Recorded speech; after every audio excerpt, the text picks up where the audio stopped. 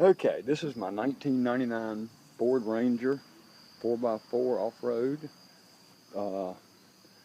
3-liter flex fuel engine, and transfer case problems I'm having. Had it for long, so quite a while. Replaced the shift motor and done some checking. I've just not had a lot of success. So I'm going to still keep working on it, but for the time being, I want my darn four-wheel drive. So what I decided to do was try to use some ideas I'd seen on the net. One guy hooked just a couple of wires to his motor wires, the wires on his shift motor itself going into the motor, and with 12 volts applied, he could at least get the motor into 2 high or 4 low by just running the motor one way or the other. He would cut the engine off and listen for it. I like that idea. I like the simplicity of it, but I don't want to have to get out. I live in the South. We only use the four-wheel drive very seldom, going to play or something, but that's about it for me.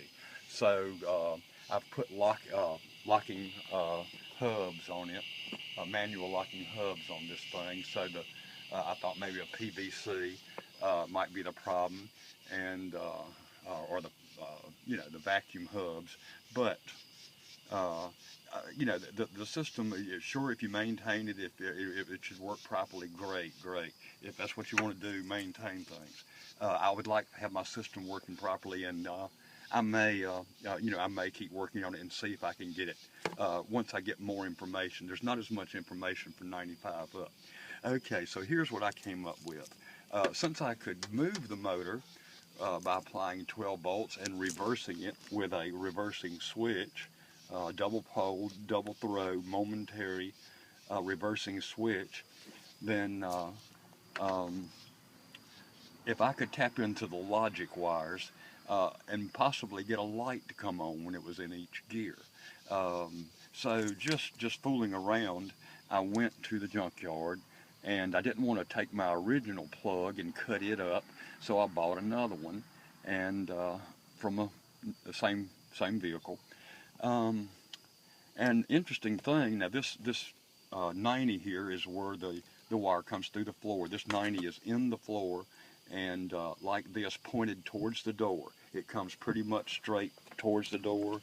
It stops right just short of this front seat support, and actually there's a little tab on the other part of this here that snaps to that seat. So and then there were wires that ran along the door jamb and up under the dash. And I thought, wait a minute, if I just take those wires and hook them under the seat to my plug, just unplug my shift motor from the system, and then take these wires, plug it into what I already have, I'll have 6 wires or 7, whatever, 7 or 8, whatever it is, to send power into my motor, and also I can possibly hook some 12-volt lights up to those logic wires, and get a light to come on in each gear. Well, it didn't really quite work like that. The lights didn't. I couldn't get one to come on at the right time. It just didn't happen to work right there. I didn't out, and I didn't go into depth on planning it. But what I did get was I can tell where my shift motor is enough to get in all gears, and so here's what I'm doing. I started by diagramming the lights that I had coming on in different places. Now you can see here, what is this, 2-wheel drive high. I've got a blue light, a red light. This means a light out, and this yellow light is on, my 3rd light. Now these lights don't have to be different colors. They could be all the same color. I could go by which one was out. If they were all red, I would just go by that. That means that we're in right here. If I see this red, blue light and this off, and when you mess with it a while, it's not that hard to remember. I know that I'm right on. Now, if the red light goes out, I know I'm a little past. If the blue light goes out, this is still on. It stays on. If you just jam it up that way, then I'm still okay. But coming this way towards 4-wheel high, And see, that's the trick. You can always take the motor and run it all the way, slam it all the way one way, all the way the other, but finding 4 high, that's the trick.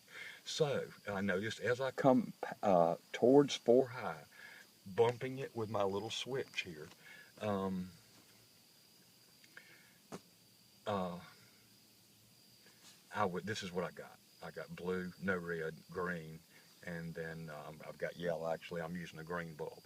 So my first, third, and fourth lights burned, and that it kept that state from there all the way just before you get to 4 high, and this pointer here is pointing down, um, or at least in the orientation of this drawing.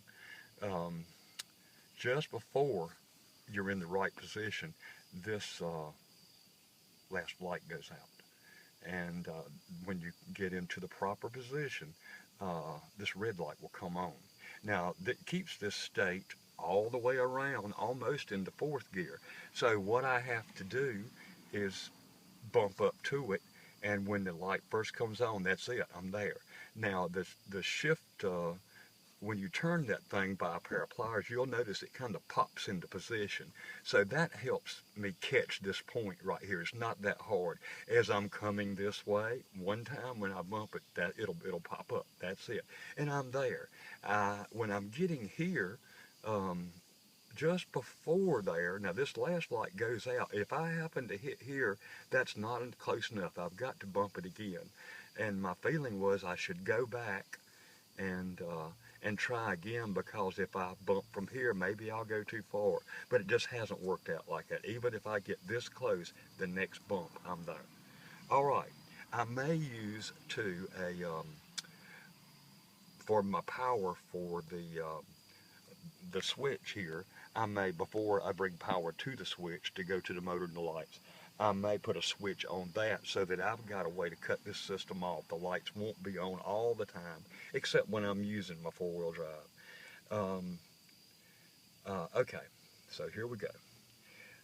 We keep this same state all the way back around up to 4-wheel drive just before the blue light goes out. And that's not close enough. If you bump it a little more, your last light will come on, the first light will go off, you're there. You can slam it, but you know, I try to bump into this position because, you know, rather than jam the shift motor to the limits, if I bump into it, I feel like I'm being easier on that. Okay, so now, if I can, I'll try to back my words. Okay, I've got about seven wires coming out of the shift motor. I have we're not going to be able to see this down here. I have a brown wire, which is for the clutch on the transfer case, the electric clutch that spins the transfer case up when the car is moving to the drive shaft speed for shift on the fly. I may hook a switch up and try to make that work or something, but I don't think I'm going to be bumping this on the fly. Like I say, around here, if we've got the 4-wheel drive on, it's just to go have some fun. So I'm not particularly worried about that brown wire. I may just not use it at all. I'm going to stop, whether I'm going to 4-wheel high, 4-wheel low, I'm going to stop. Now, by the way, it's a myth that to go to 4 low, you have to stop your vehicle and put it in neutral and brake on, because I've traveled 50 miles an hour down the road and my GPS dropped from the windshield, hit my 4-wheel drive button, and put me in 4-wheel low with, like I say, at 50. Needless to say, I slowed down real quick. Okay, at any rate, like I say, the brown wire I'm not going to use. I'm just going to cap it. The orange and the yellow wire, the thicker ones that come out of the harness that hooks to to the other end, it will hook to this right here, this plug that's under your seat. Like I say, it's going to push right that way. Right, the angle will be right towards the side of the truck, driver's side. So we're at the plug that plugs into this right here, this plug. There's eight, I believe, eight different wires there. Like I say, they run up under the seat. They're over here. The brown I'm not using. The larger, thicker orange and yellow wires for the motor are hooked up to power from the motor. This switch right here is taking power actually from a battery. This is just for the test purposes, just a drill battery, and I'm using it to bring the power in on this reversing switch. I can reverse it, and so that the power coming out, it switches. The neutral and the positive and the negative switch, and so that makes your motor reverse. All right, let's try one here. I've got 3 lights right now. And here's a graph. Let me give you a good shot of that. A graph, or like I say, this was okay. All right, that ought to be good enough. All right, the first position here, the first light, blue, I've got my brown and white wire hooked to.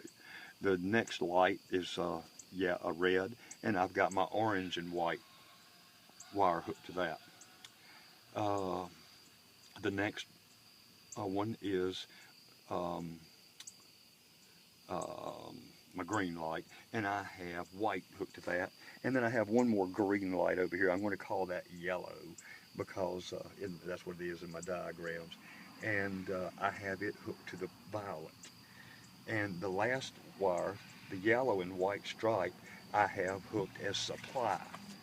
And so I'm putting where I'm coming into my switch.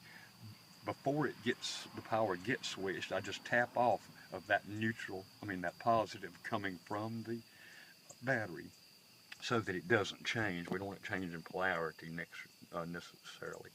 But the positive wire that is going to power the lights, I hook to the yellow and white wire. And it's the relation of these other 4 wires with the yellow and white that I'm checking on here. So now here we can see we've got 3 lights on, blue, red, green, and no yellow. So where is that? Well, that'll tell me what gear I'm in. Blue, red, green, and no yellow. Okay, that means that I'm either in 4 high or one of these positions. Now, I'm not sure if I bumped this thing into 4 high or not. Let's see where we are.